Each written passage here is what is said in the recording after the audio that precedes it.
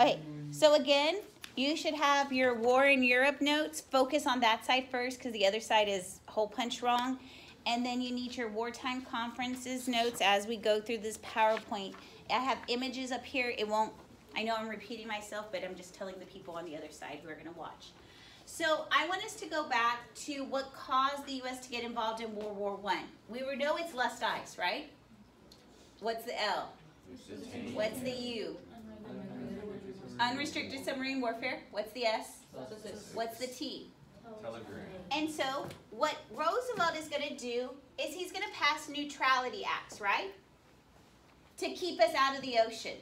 Don't loan to the belligerents. Don't sail on belligerent ships, right? Does that work? No. No. And we're going to talk about what happens in the war to get us involved.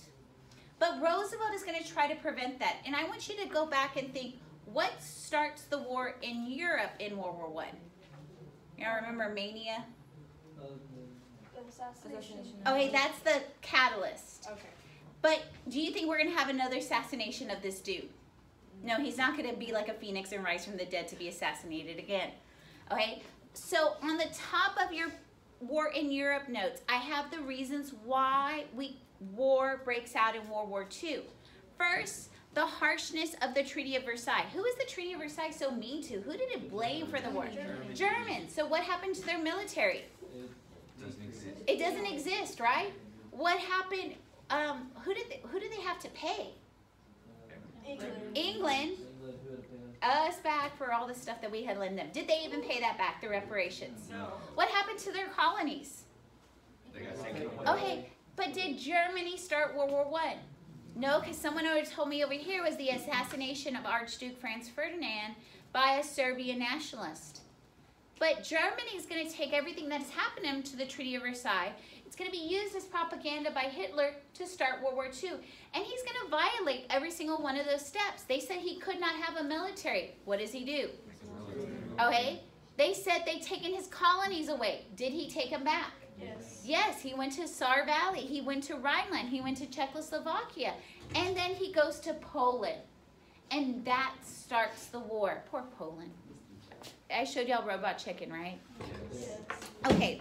And then as he was taking over these areas like the Saar Valley, did anybody say, no, Hitler, you're violating the Treaty of Versailles, you can't have that? No. No, they appeased him. What does appeasement mean? Allowed him. They pleased him. They said, okay, Hitler, as long as you promise this is your last claim. Was it really his last claim? No. Once he took the Saar Valley, which had a very rich mineral resource called uranium, he goes into the Rhineland. He goes into Austria. So as he learns, no one's going to stop him because they appease him. They let him do. Did anybody stand up to him saying that he was violating something? No. Did the League even come in saying, no, Hitler? No, everybody stepped back and they appeased the aggressor. What we're also going to see is economically, everybody is weak from this depression. And did everybody show up to the London Economic Conference? No. And when those dictators go back home, they say, I know how to resolve the depression. Let's militarize. Let's get resources and industrialize. And they come to power, and overnight, the depression is over. At this time of 1933, y'all should know that Germany is having the Olympics. And they start to industrialize because they're making all of the Olympic sites. And y'all probably know the 1930 Olympics, 33 Olympics because of Jesse Owens in it. And so their economy overnight, because they get the Olympics, what happens to it? And so all of a sudden, they're a force to reckon with. Everybody looks like this is going well.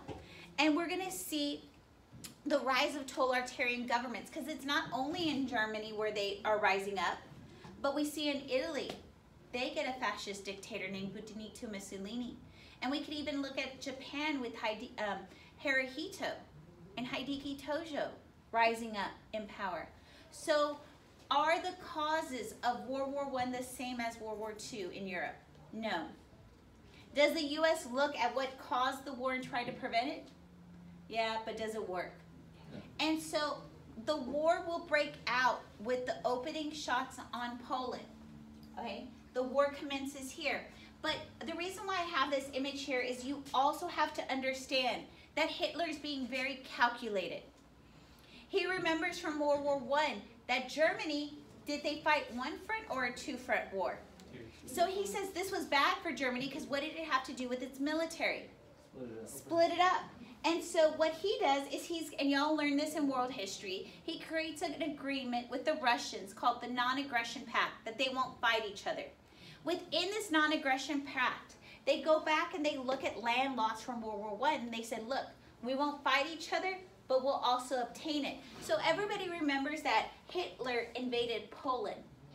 But at the same time, Russia invaded Poland and took back its land.